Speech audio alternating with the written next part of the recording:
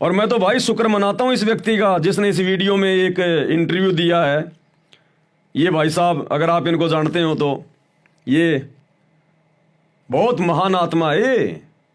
इसको छोटा मोटा मत समझना आप। आज आपका भाई पवन दास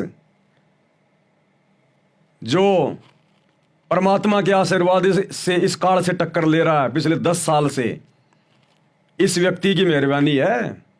अगर ये व्यक्ति जयपुर में ना आता, मेरे घर पे ना आता, अगर 4-5 दिन मेरे घर पे ना रुकता, ये सन 2016 में या 15 में, ये पवन दास आज इतना दृढ़ नहीं हो पाता। इस व्यक्ति ने आके, इसका नाम है डॉक्टर संदीप, गुड़गांव वाला, दांतों का डॉक्टर है ये। धनाना आश्रम में वर्तमान में कैंप लगाता है ये डॉक्टर संदीप। छोटी मोटी हस्ती नहीं है ये। इसकी धर्मपत्नी सुनीता, एडवोकेट सुनीता, गुरुजी के मुकदमे लड़ रही है। छोटी मोटी चीज नहीं हो, ध्यान रख लेना। ये दोनों मेरे घर पे आए थे मियां बीबी, और मुझे इन्होंने इतना दृढ़ कर दिया। गुरुजी के भाई की सच्चाई, गुरुजी के भाई का पाखंड, गुरुजी के भाई का अज्ञान, गुरुजी के भाई की धोखाधड़ी, गुरुजी का परिवार और महेंद्र का परिवार आपस में कितना कुत्ते की तरह लड़ते हैं। वो मुझे रिकॉर्डिंग तक सुनाई डॉक्टर संदीप जी ने कि पवन दास देख ले गुरुजी के परिवार की हकीकत। महेंद्र के परिवार को तो बड़ी खुशी है कि गुरुजी जेल में चले गए। इस बंदे ने मेरे को पूरी हकीकत विद प्रमाण, विद सबूतों के साथ में बताई। नहीं, मैं तो कुछ भी नहीं जानता था मैनेजमेंट के बारे में। उस समय तक तो मुझे पता ही नहीं था कुछ ज्यादा। और ये डॉक्टर संदीप, उत्तर प्रदेश का स्टेट कोऑर्डिनेटर संजीव हुड्डा, और भी बहुत सारे लोग, 10, 15, 20 भगत हम हिसार में मीटिंग किया करते थे 2016 में, जब गुरुजी की तारीखों पे जाते थे। यही डॉक्टर संदीप और संजीव हुड्डा, उत्तर प्रदेश का स्टेट कोऑर्डिनेटर, हिसार में भक्तों के घर पर मीटिंग करते थे कि वो महेंद्र भगोड़ा कहाँ छुपा हुआ है, हरामखोर। ऐसी ऐसी बातें, ऐसी ऐसी गालियां निकाल के ये लोग। उस समय इसके घर पे नामदान सेंटर था गुड़गांव में, डॉक्टर संदीप के घर पे। और उस समय इन लोगों ने अभियान चला रखा था कि वो हरामखोर महेंद्र कहाँ छुपा हुआ है, वो सामने क्यों नहीं आता। हमारे गुरुजी को जो है वो फंसा के भाग गया बरवाला कांड में। और वो ये डॉक्टर संदीप और संजीव हुड्डा तो यहां तक कहा करते थे कि एक बार अगर वो मिल जाए भगोड़ा महेंद्र, तो उसकी ऐसी पिटाई करेंगे, उसकी ऐसी पिटाई करेंगे, वो याद रखेगा। तो मुझ पवन दास को तो पूरी हिम्मत मेरे इन बड़े भाइयों ने दी है। ये हैं वो महान हस्तियां। अब ठीक है, इनके कोई माड़े संस्कार आ गए, ये लोग दबाव में आ गए, डर गए, इसलिए इन्होंने मैनेजमेंट की अधीनता स्वीकार कर ली, मैनेजमेंट की चापलूसी स्वीकार कर ली। इनको छोटा मोटा कोई पद दे दिया गया। अब इतनी इनकी औकात है, लोभ लालच में आ गए ये। अब कुत्ते को 2 रोटी के टुकड़े डाल दो, उसकी इतनी औकात होती है, पूंछ हिलाने लग जाएगा।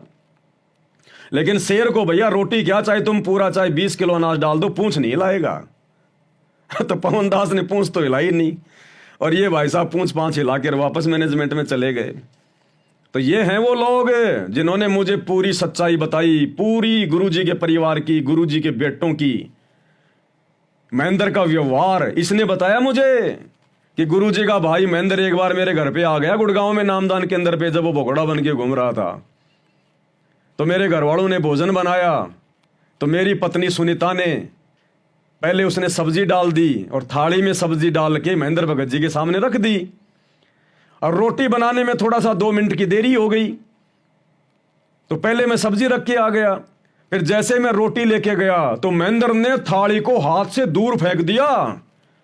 क्या कर रहा, बोले मजाक कर रहा है क्या, इतनी देर में लाते हैं रोटी, ये सब्जी तो ठंडी हो गई। बोला महेंद्र ने फेंक के मारी वो थाली। इस भाई ने बताई मुझे। मैं पवन दास जो भी बातें बता रहा हूं, अगर मेरी एक भी बात में जरा भी झूठ हो कि मुझे ऐसा इसने नहीं बताया हो, तो मेरी सारी की सारी भक्ति डॉक्टर संदीप के पास चली जाए, मैं संकल्प करता हूं। अगर मेरी बात में जरा भी झूठ हो तो इसार की मीटिंग में डॉक्टर संजीव हुड्डा, ये संदीप डॉक्टर और भी बड़े बड़े लोग जिनका नाम बताऊंगा तो आप सोचोगे यार ये लोग भी थे, महेंद्र के बारे में कहा करते थे कि महेंद्र भगोड़ा एक बार मिल जाए हरामखोर की ऐसी पिटाई करेंगे उसकी 7 पुश्तें याद रखेंगी। क्योंकि सारे लोग गुरुजी के भाई के काले कारनामे जानते हैं, लेकिन बाद में डर के मारे, क्योंकि रहना हमें भी हरियाणा में और गुरुजी का परिवार तो गुंडा है, तो डर के मारे ये कुत्ते की तरह पूछ हिलाने लग गए फिर उनके आगे। और आज ये मुझ पवन दास के खिलाफ इंटरव्यू दे रहा है। मैं कह रहा हूं कौन से नरक में जाएंगे, कौन से नरक में जाएंगे ये? ऐसे आदमी की पैरवी कर रहे हैं जिस आदमी को नरक में ठिकाना नहीं मिलेगा, महेंद्र को नरक में ठिकाना। ये अपने इंटरव्यू में कह रहे हैं कि महेंद्र जी जैसा भगत नहीं, महेंद्र जैसा काल का एजेंट नहीं कोई धरती पे, महेंद्र जैसा कोई दुष्ट नहीं कोई भक्ति कोई यहां पर कोई धरती पर। आज बहुत सारे नए भाई बहन जुड़े होंगे इसलिए आपको दिखाऊंगा उनकी वो बातें। हम क्या समझते हैं अपने गुरुजी को भक्तों? सीधा सा यही जवाब आएगा जो समर्पित भगत होंगे कि हमारे गुरुजी तो परमात्मा है, स्वयं परमेश्वर हैं, अल्लाहु कबीर। अब मैं आपको गुरुजी के भाई की एक ऑडियो सुनाता हूं। गुरुजी के भाई की आपको मैं एक ऑडियो सुनाता हूं, मुझ पवन दास से बातचीत हुई है। महेंद्र,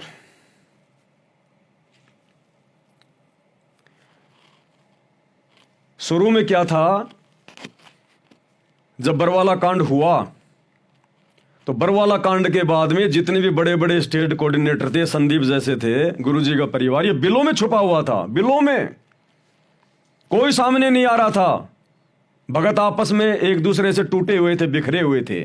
इस पवन दास पे परमात्मा ने दया करी, मैंने संगत के नंबर इकट्ठे करने शुरू किए और सभी लोगों को मैंने एक बल्क SMS के द्वारा, यानी एक साथ एक वेबसाइट के माध्यम से चाहे लाखों लोगों को मैसेज भेज दो, तो मैंने वो नंबर संगत के इकट्ठे कर करके कई हजारों की संख्या में मैंने संगत को अपने पैसे पर मैंने संगत को मैसेज भेजना शुरू किया।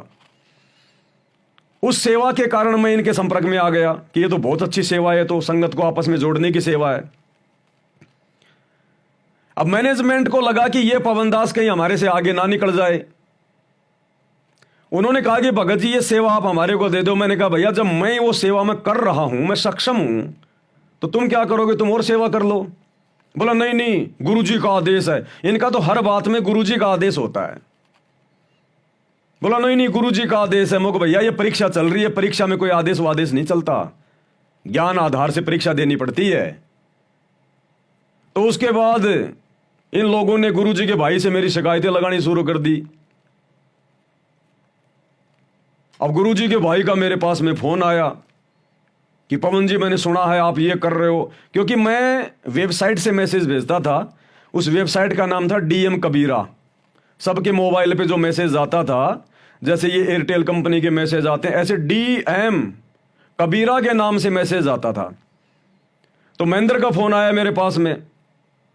अब उसके बाद ये निकम्मा आदमी, ये नालायक आदमी, धरती का सबसे ये दुष्ट प्राणी महेंद्र, काल का एजेंट, खुद काल ही है धरती पे ये, और सतगुरु रामपाल जी के विषय में क्या कह रहा है, खुद को उनसे बड़ा साबित कर रहा है, खुद को उनसे बड़ा साबित। ये 2 मिनट की ऑडियो जो अभी आपको सुनाऊंगा। मुझे कह रहा कि मैंने सुना है पवन दास की तू गुरुजी के पास में प्रार्थना भेज रहा है। मैंने कहा भैया मेरी कौन प्रार्थना लगाएगा गुरुजी के पास में, वो तो बार बार भगत कह रहे थे कि भगत जी आपको गुरुद्रोही बोल दिया गया है, आपको गुरुजी ने क्यों गुरुद्रोही बोला, आपने तो ऐसा कोई काम ही नहीं किया, आप गुरुजी से प्रार्थना लगाओ। मैंने कहा भैया मुझे प्रार्थना लगाने की जरूरत नहीं है, लेकिन भक्तों ने ज्यादा कहा तो मैंने कहा ठीक है मैं विचार करता हूं, देखे मैं कैसे प्रार्थना लगाऊंगा। तो महेंद्र, बरवाला कांड के बाद इसका नाम बदल के रख दिया गया मोहनलाल। क्यों भाई, अरे इतने क्यों डर रहे हो? अरे भगत कभी इतनी बड़ी झूठ, इसने अपना नाम तक बदल लिया मोहनलाल, और कह रहे हैं कि गुरुजी ने नाम बदल दिया मोहनलाल। महेंद्र का नाम बरवाला कांड के बाद में मोहनलाल कर दिया ताकि पुलिस ना पकड़ सके। इतना बड़ा झूठ हमारा भगवान, इतना बड़ा झूठ हमारा भगवान करेगा क्या? तो कह रहा कि मैंने सुना तू प्रार्थना लगा रहा था इस हार में गुरुजी के पास। और क्या कहा उसके बाद इसने कि गुरुजी से प्रार्थना होने के बाद भी मेरी मंजूरी जरूरी है। ये महेंद्र कह रहा है मुझ पवन दास को कि गुरुजी से प्रार्थना लगाने के बाद भी मेरी मंजूरी जरूरी है। मान लो तूने गुरुजी से प्रार्थना लगाई और गुरुजी ने तेरे को दे दिया आदेश कि बेटा तू ये काम कर ले, वो काम तुझे करना है या नहीं करना है? गुरुजी के आदेश के बाद मेरी मंजूरी जरूरी है महेंद्र की। तो ये भगत है क्या? ये तो भगवान से बड़ा अपने आप को समझ रहा है कि गुरुजी ने आदेश कर दिया और उसके बाद भी कह रहा है कि मेरी मंजूरी जरूरी है। तो ये भगत कहां हुआ ये नालायक आदमी? देखो इसकी ऑडियो सुनाता हूं, सुन लो आप लोग एक बार। साहिब तो कौन सी बोल रहे हैं क्या? हाँ जी मैं मोहल्ला बोल रहा था। कैसे हो? जी भगत जी। हेलो। हाँ जी भगत जी बताएं। हाँ कैसे हो? ठीक हो? दया भगत जी परमात्मा की। वो क्या चक्कर पर गया? मैसेज होगा है भगत जी? मैसेज का क्या चक्कर पर नहीं रहा था सब लोगों का आपस में? नहीं भगत जी पता नहीं, वो आज उनसे नवीन भगत जी से बातचीत हुई थी तो काफी कुछ उन्होंने जो अमल की व्हाट्सएप पे भी मतलब की फैला दिया इस तरीके से, जबकि दास की तो दास ने तो ऐसी कोई गलती भी नहीं की। ऐसा है ना, मैं प्रोसीजर बताऊंगा आपको, ठीक है ना? ऐसे ना उस आपस में इसमें काल घुस जाएगा सब में। जैसे भी कोई मैसेज आता है वो गुरु जी के थ्रू मेरे पास आता है, हम उनके पास आता है। जी भगत जी जी। तो हम ऐसा करेंगे, सिस्टम बनाएंगे, लिंक बनाएंगे आपस में। मैं इनको बोलूंगा भाई जैसे आपके लिंक में आप करो, बाकी अपने नाम से या मेरे नाम से डीएम कबीरा को भेजो तो वो वहां से प्लस कर दिया सबको। जी भगत जी, ठीक है ना? जी जी जी। है? भगत जी मालिक के आदेशों के अनुसार ही चलना है, दास का इसमें कहीं कोई मतलब इधर उधर का बिल्कुल नहीं है। बाकी आज मैंने आज दास ने नवीन जी को ये कहा था कि नवीन जी देखो मेरा कहीं वो कुछ नहीं है, ना ही मैंने कोई ऐसा कोई मतलब मैसेज किया है मेरे से भगत जी बगैर थोड़ा मतलब अगर आपने सुनो, आपने मैसेज वहां दे दिया ना भी डीएम कबीरा को सत्य माने और कला माने, मतलब उससे क्या होता है ना, ये भी नवीन भी करता है तो हम करवा नहीं भगत जी आप जी बातों छोड़ो, जो हो गया सो छोड़ो, आपकी जोड़ो दोबारा से, ठीक है ना? जी जी जी जी। तो मैं नवीन को बोलता हूँ भाई वो आपसे भी लिंक करे और मैसेज करो, स्टोर बनाओ आपस में, लिंक बना, चलो क्या दिक्कत है? बिल्कुल भगत जी मिलके सेवा करनी, मालिक के भी तो यही आदेश है भाई, मतलब मिलजुल के चलना सबको। हाँ है ना? ना ऐसा नहीं ना जैसे आप कहते हो, मैंने सुना था आपका व्हाट्सएप का वो रिकॉर्डिंग है जी। मैं शनिवार को दोबारा प्रार्थना कराऊंगा, प्रार्थना के बाद भी मेरी मंजूरी जरूरी है, किसी प्रकार की प्रार्थना है वो गुरु जी का आदेश है। क्या कह रहा है कि मैंने सुना था कि आप प्रार्थना लगाओगे, प्रार्थना होने के बाद भी मेरी मंजूरी जरूरी है, चाहे किसी भी प्रकार की प्रार्थना हो। और कह रहा है मेरे को गुरुजी ने बोल रखा है, ध्यान से सुन लो। स्टोर बनाओ आपस में, लिंक बना, चलो क्या दिक्कत है? बिल्कुल भगत जी मिलके सेवा करनी, मालिक के भी तो यही आदेश है भाई, मतलब मिलजुल के चलना सबको। हाँ है ना? ना ऐसा नहीं ना जैसे आप कहते हो, मैंने सुना था आपका व्हाट्सएप का वो रिकॉर्डिंग है जी। मैं शनिवार को दोबारा प्रार्थना कराऊंगा, प्रार्थना के बाद भी मेरी मंजूरी जरूरी है, किसी प्रकार की प्रार्थना है वो गुरु जी का आदेश है, मेरे से सैकड़ों प्रार्थना होगी।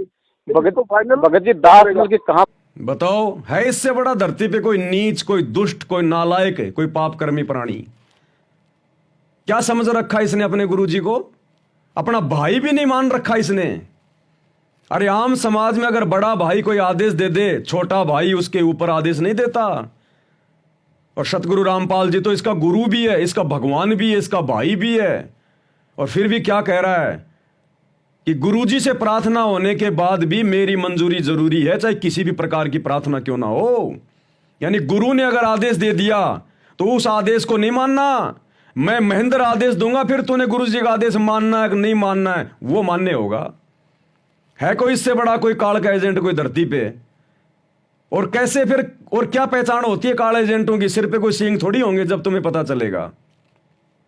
ये हकीकत है गुरुजी के परिवार की। गुरु मानुष कर जानते वो नर कहिए अंध, ओवें दुखी संसार में आगे काल के फंद। ये तुम्हारी आंखों के सामने, क्या सुनना चाहोगे और इससे ज्यादा? और ये गुरुजी को कितना महत्व देता है। आज हमें पता है कि हमारे गुरुजी परमात्मा है, परमेश्वर हैं, और हमारे गुरुजी के मुख कमल से निकली हुई प्रत्येक बात, हमारे गुरुदेव के मुख कमल से निकली हुई प्रत्येक बात पत्थर की लकीर है, पत्थर की लकीर। और ये महेंद्र क्या कह रहा है, नहीं नहीं गुरुजी ने तो ऐसे बोल दिया, उसमें कोई सच्चाई नहीं है। मतलब गुरुजी ने ऐसे ही बोल दिया, गुरुजी ने कोई बात बोल दी, उसमें कोई सच्चाई नहीं है। जब बरवाला कांड के बाद में इन काल के दूतों की, गुरुजी के परिवार वालों की ये सच्चाई, ये पाखंड जब संगत के सामने आने लगी, तो उत्तराखंड के रुड़की से एक प्रदीप भगत जी हैं, डॉक्टर, आज भी वो सत्सेवक हैं, साथ संगति से जुड़े हुए हैं। उन्होंने भक्तों को समझाना शुरू किया, एक वीडियो दिखा दिखा के, गुरुजी का वो इंटरव्यू जिसमें गुरुदेव भगवान ने कहा था,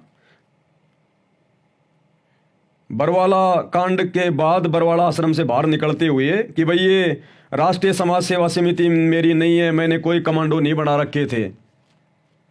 ये राष्ट्रीय समाज सेवा समिति जो आश्रम में जो बनी हुई है, ये मेरी समिति नहीं है, और वो गुंडे मेरे नहीं थे, वो राष्ट्रीय समाज सेवा समिति के थे।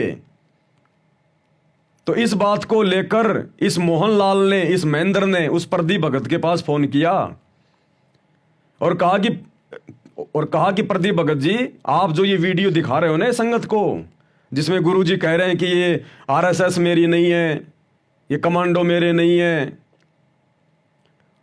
तो ये महान नीच व्यक्ति महेंद्र ये कह रहा है कि उसमें कोई सच्चाई नहीं है। वो तो गुरुजी ने ऐसे कह दिया, क्योंकि वकीलों ने कहा कि महाराज जी हमारे पास बोलने को कुछ है ही नहीं, हम कोर्ट में हम क्या दलील देंगे। तो क्या मैं ऐसा बोल दूं कि साहब ये जो भी कुछ किया ये तो मैनेजमेंट ने किया, इसने आरएसएस ने भाई जो भी बातें थी वो, ये कमांडो जो है संत रामपाल जी ने नहीं बनाए, आरएसएस ने बनाए हैं। तो वकील के कहने से गुरुजी ने कह दिया कि ठीक है तुम बोल देना, और मैं भी मीडिया को बोल दूंगा कि ये आरएसएस मेरी नहीं है। यानी हमारा भगवान झूठ बोलेगा? सतगुरु रामपाल जी जो सतवादी परमात्मा है, एक वकील के कहने से झूठ बोलेंगे क्या? तो ये महेंद्र कह रहा कि उसमें कोई सच्चाई नहीं है जो गुरुजी ने बोला ना इंटरव्यू में। एक बार आपको इंटरव्यू सुना देते हैं, कौन सा इंटरव्यू है जो गुरुदेव ने पूरी दुनिया के सामने कहा, मीडिया के सामने कहा। अगर कल को ये बातें झूठी हुई तो फिर झूठा कौन साबित होगा दुनिया में? हमारे गुरुजी होंगे ना। तो ये भगवान कभी ऐसी गलती करेगा क्या? झूठ बोलेगा भगवान? ये सतवादी है। क्या कह रहे हैं परमात्मा? इल्जाम है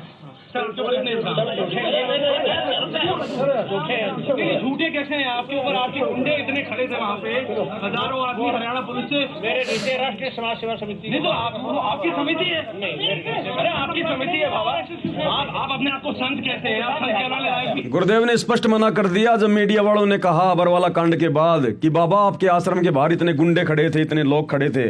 तो गुरुदेव ने कहा कि वो मेरे नहीं थे, राष्ट्रीय समाज सेवा समिति के थे। तो मीडिया वाले ने कहा कि बाबा समिति आपकी तो है। तो गुरुदेव ने कहा कि नहीं मेरी नहीं है। ये सतवादी परमात्मा कबीर परमेश्वर, झूठ इनके आसपास भी नहीं है।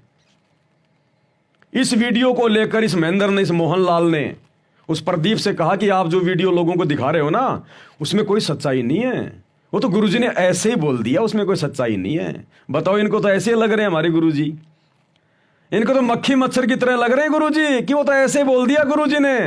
फिर तो सृष्टि रचना भी गुरुजी ने ऐसे बोल दी होगी, कोई सच्चाई थोड़ी है इसमें।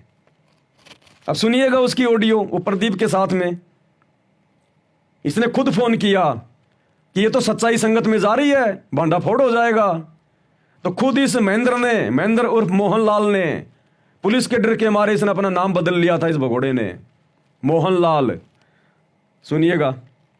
हेलो। हाँ प्रदीप जी। हेलो प्रदीप जी। साहब जी। फोन क्यों काटा भैया? अजी नहीं काट रही, फोन नहीं काट रहे, तो कट रहा है, अपना रेंज कम है कुछ। अच्छा, मैं मोहनलाल बोल रहा था। हाँ जी साहब जी। और कैसे हो? भजी डांस किया है। अच्छा, वैसे मैं आपसे मिलूंगा एक दिन, आगे ना टाइम निकाल के। अभी बड़ा बिजी है। एक अपना एक वीडियो डाल दिया ना। है जी। एक वीडियो डाल दिया आपने गुरुजी के आज। हाँ जी। तो इसका क्या अर्थ है, मतलब क्या आपने क्या समझा इसको? समझा तो कुछ नहीं, जो मालिक कह रहे हैं जी उसमें, वो जो कह रहे हैं वो दिमाग मारी बात। ऐसा मैं बताऊंगा आपको। ये बताऊं, गुरुजी कहते हैं ना, सोच समझी मैं करूँ अपने जन के कार्य। हाँ। तो ये परमात्मा ने जानबूझ कैसे बोला है? नहीं, आपको यकीन नहीं है तो मेरे साथ चलना, गर्ग वकील अपना चंडीगढ़ में जी। तो उन्होंने गुरु जी आपको ने हमारे को भी बताया कि भाई मैंने गुरु जी की प्रार्थना की थी शुरू वाले दिन कोर्ट में पेश हुए कि मेरे पास बोलने के लिए कोई शब्द नहीं है, ये कहेंगे कि ये क्यों नहीं आए, और ये अनाड़ी जज है, अगर आप एक शब्द बोल दो कि मेरे को तो आने नहीं दिया बस फिर मैं नाम देख लूंगा उनको। तो गुरु जी बोले बोल दो, कोई ऐसी बात नहीं, मैं बोल दूंगा। तो ये गुरु जी ने खुद बोला हुआ है, इसमें सच्चाई नहीं है, ठीक है ना? तो आपको सुन लिया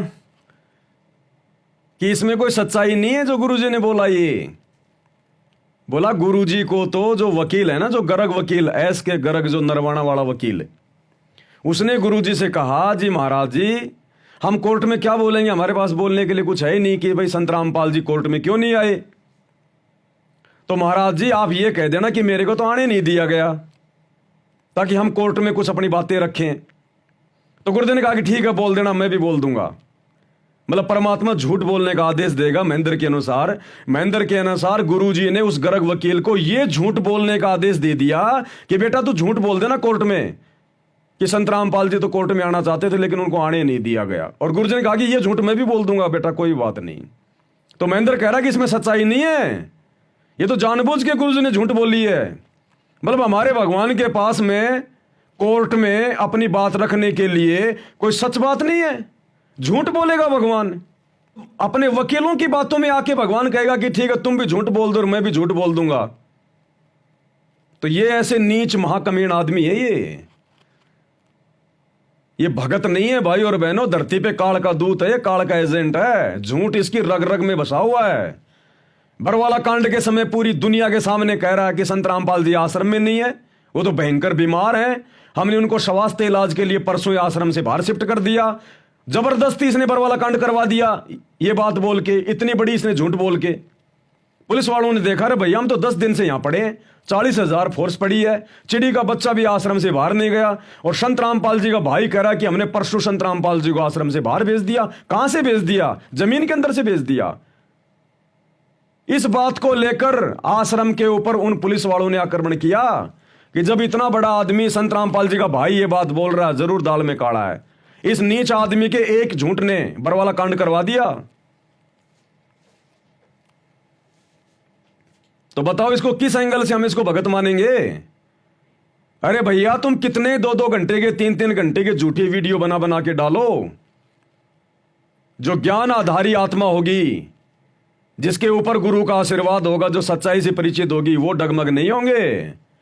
और जो कच्चे होंगे वो भैया परमात्मा साथ संगति में रखेगा नहीं।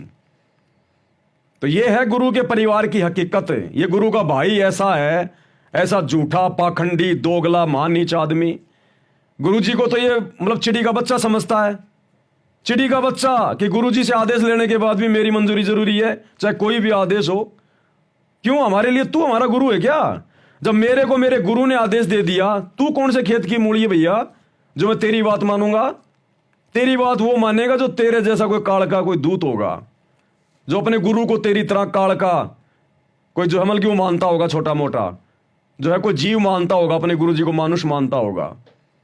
गुरु जी से आदेश लेने के बाद भी मेरी मंजूरी जरूरी है। ये है बादशाह हमारे ऊपर, भक्तों के ऊपर। फिर भक्तों का भगवान तो तू हो गया। और कह रहा है ये तो गुरु जी ने ऐसे बोल दिया, इसमें कोई सच्चाई नहीं है। मतलब गुरु जी तो ऐसे बोल देते हैं झूठ साठ, गुरु जी की बातों में कोई सच्चाई नहीं होती। अरे गुरु का एक शब्द भी अनायास नहीं होता है, उसका गहरा रहस्य होता है, लेकिन मूर्ख समझ नहीं पाते। तो बताओ ये गुरु भगत है, ये गुरु मुखी है, ये भाई है गुरु का। नालायक, कल को तेरी इन बातों का दुनिया क्या मतलब निकालेगी? ये आने वाले इतिहास में बोलने लायक नहीं है। गुरुजी का परिवार ऐसे ऐसे कुकर्म काल ने इनसे करवा दिए। भाई जो गुरु बचन पे डट गए, कट गए फंद 84 के, कट गए फंद 84 के, कट गए फंद 84 के।